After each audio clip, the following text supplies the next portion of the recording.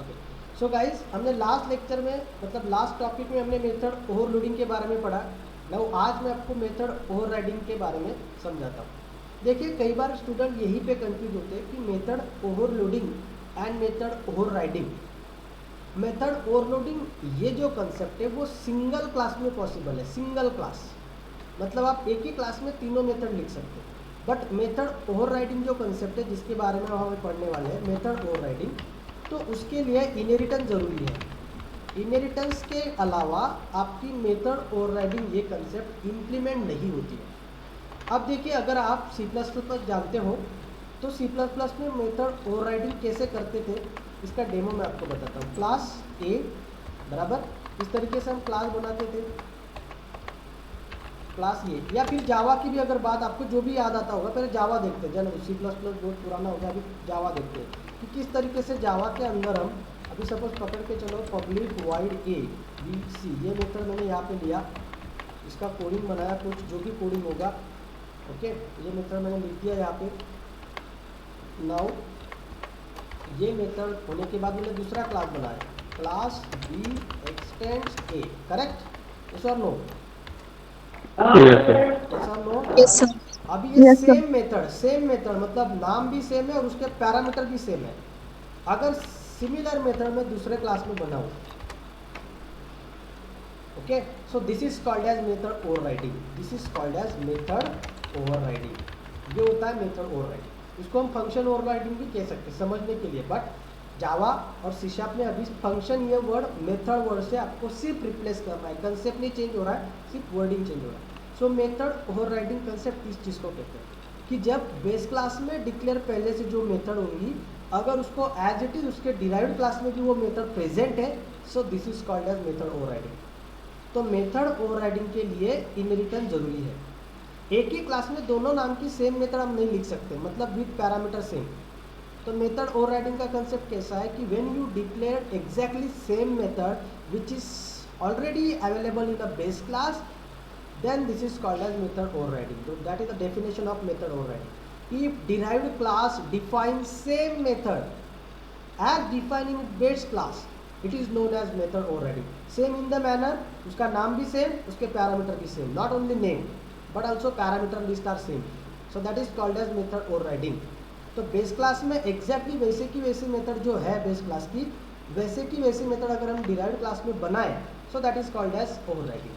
अब ओवरराइडिंग में होता क्या है, जब हम ये कंसेप्ट इंप्लीमेंट करते हैं गाइस, तो अब एक सिंपल एग्जांपल मैं आपको बताता हूँ कि मेथड ओवरराइडिंग किस तरीके से होता है ना। ये मैं एक क्लास ए बना लेता हूँ यहाँ पे, और इसमें एक मेथड बना देता हूँ public void A B C, है ना। अब C++ के अंदर आपको याद आता होगा तो आप उसको मेथड को वर्चुअल डिक्लेयर करते थे। जावा में वर्चुअल कीवर्ड का कंसेप्ट नहीं था, बट C++ में था। अगर हम C++ की बात करें तो आपको वर्चुअल कीवर्ड से ये मेथड को डिक्लेयर करना पड़ता था, तभी वो मेथड ओवरराइड होती थी। याद आ रहा है वर्चुअल फंक्शन? लक्षात येते का सगळ्यांना? वर्चुअल फंक्शन इस तरीके से हम वर्चुअल फंक्शन वहाँ पे बनाते थे। Yes sir. वर्चुअल फंक्शन बनाने के बाद ही हम उसको ओवरराइड कर सकते थे, अदरवाइज नहीं पॉसिबल नहीं था।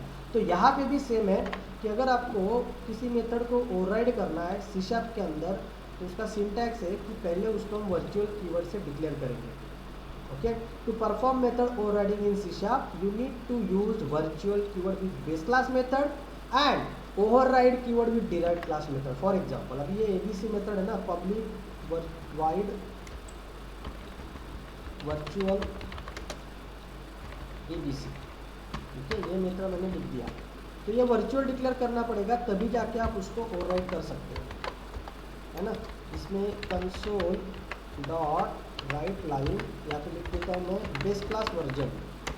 बेस क्लास वर्जन मतलब ये कौन से क्लास की वर्जन है, तो ये बेस क्लास की वर्जन है। ये हो गया आपका ये मेथड कंप्लीट। फिर दूसरा क्लास मैंने बनाया class B colon A। Inheritance इस तरीके से करते हैं, भूलना मत, ठीक है। तो क्लास का वर्ड गलत हो गया, इसलिए वो लिखा गया, ठीक है। ये हो गया आपका क्लास, ठीक है। और इसके अंदर सेम मेथड में लिखता हूँ, बट अब जब ये मेथड आप यहाँ पे लिखोगे तो वर्चुअल की जगह आपको यहाँ पे लिखना है override keyword, override like this.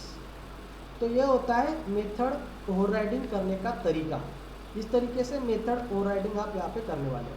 अब जनरली हम क्या करते हैं, जब हम इनहेरिटेंस करते हैं, जब मैंने आपको इनहेरिटेंस पढ़ाया तो आपको ये भी पता होगा कि जनरली हम ऑब्जेक्ट क्रिएट करते हैं डिराइव्ड क्लास का। यस और no?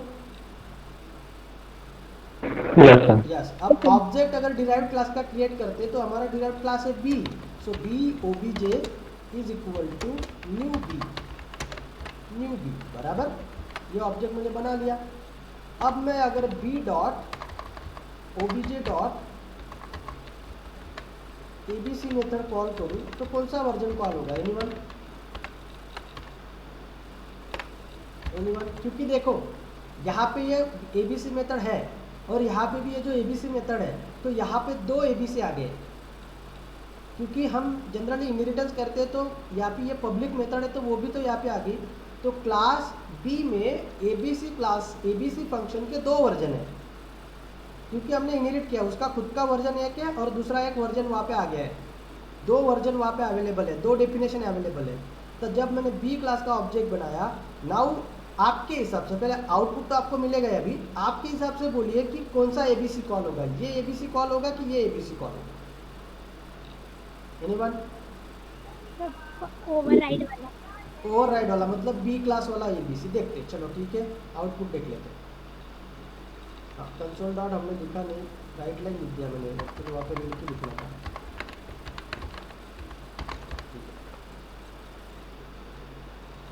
See this base class वाला कॉल हो गया, है ना? क्या हुआ? बेस क्लास वर्जन कॉल हुआ, जो कि नहीं होना चाहिए था।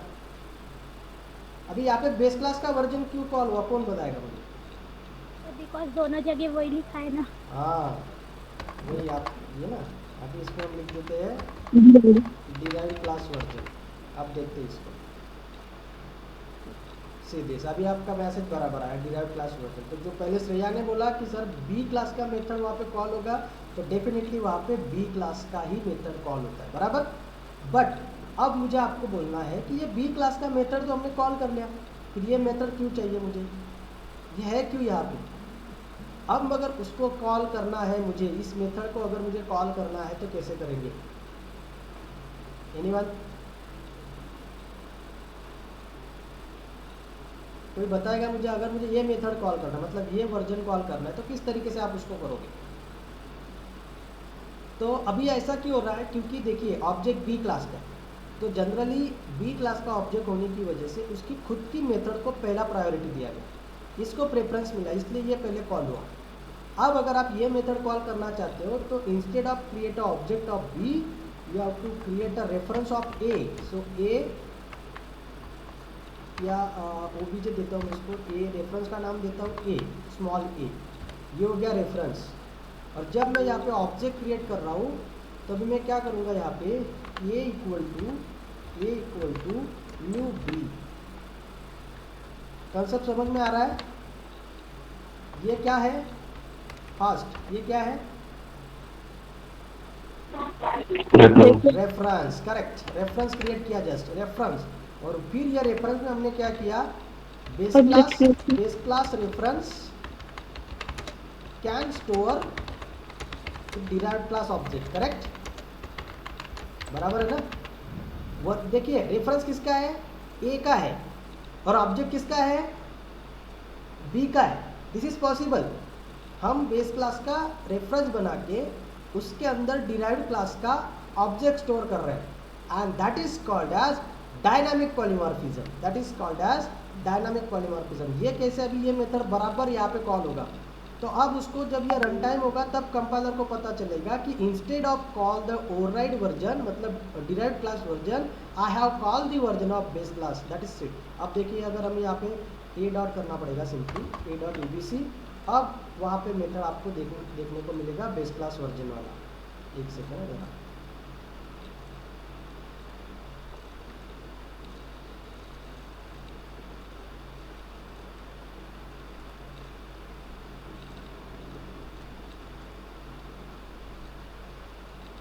डिराइव्ड क्लास का ही वो मेथड आ रहा है वहाँ पे।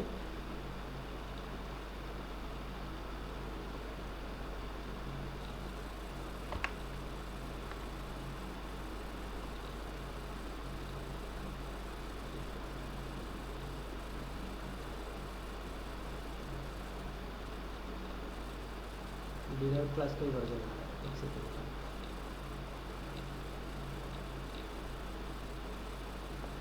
हाँ, इसका रीज़न ऐसा है कि जब हम बेस क्लास का रेफरेंस बनाते हैं, भले ही रेफरेंस बेस क्लास का हो, लेकिन उसमें फिर से ऑब्जेक्ट किसका है, बी क्लास का है। और जब ऑब्जेक्ट जिस क्लास का होता है उसी क्लास की मेथड वहाँ पे कॉल होगी। सो अगर आपने बी क्लास का ऑब्जेक्ट क्रिएट करके किया तो भी चलता है। बट अब यहाँ पे प्रॉब्लम ऐसा है कि एक और कंसेप्ट मैं आपको एक दूसरा मेथड यहाँ पे लिख रहा हूँ दोनों में डिफरेंस बताने के लिए कि पहले इसमें क्या डिफरेंस था और इसमें क्या डिफरेंस है। सो पब्लिक वाइड टेस्ट, ये सादा मेथड है जो इस क्लास का अवेलेबल है। अब यहाँ पे मैं लिखता हूँ console dot write line test method, ठीक है। अब पहला वाला वर्जन बताता हूँ आपको, जब मैं ऑब्जेक्ट बी क्लास का क्रिएट कर रहा हूँ, इसको मैं कमेंट कर देता हूँ फिलहाल। और यहाँ पे हमने लिखा था B A is equal to new B, और यहाँ पे फिर ए डॉट टेस्ट। अभी दोनों मेथड मैंने कॉल की, तो आपको दोनों मेथड जो है वो डिराइव्ड क्लास की मिलेंगी। यहाँ पे सी दिस डिराइव्ड क्लास और टेस्ट मेथड दोनों कॉल हो रही है। बट अगर मैंने अभी दोनों मेथड कॉल कर पा रहे हो, आप ए बी सी भी कॉल कर रहे हो और टेस्ट, ABC ओवरराइडेड मेथड है और ये टेस्ट सादी मेथड है, सिंपल मेथड है। अब मैं अगर ये ऐसा करूँ, मतलब रेफरेंस क्रिएट करके फिर ऐसा करूँ, तो अब यहाँ पे एरर आएगा। सी दिस टेस्ट को उसने रेड कर दिया, overloading A does not contain definition for test. Okay, अब आप बोलेंगे सर ये क्यों हुआ, क्योंकि इसमें आपका ऑब्जेक्ट बी क्लास का है बट रेफरेंस ए क्लास का है। तो जब हम ऐसा करते हैं ना, तो वही मेथड कॉल होती है जो मेथड ओवरराइड करके आप दूसरे क्लास में लाते हो, ओवरराइड करके आप दूसरे क्लास में लाते हो, तब ये कंसेप्ट वहाँ पे यूज होता है। तो अभी ये टेस्ट मेथड कॉल करने के लिए आपको अलाउड नहीं है, भले ही ऑब्जेक्ट बी क्लास का है बट रेफरेंस जिसका है उसी की मेथड वहाँ पे, मतलब वही मेथड कॉल होंगी जो ओवरराइड करके आया है।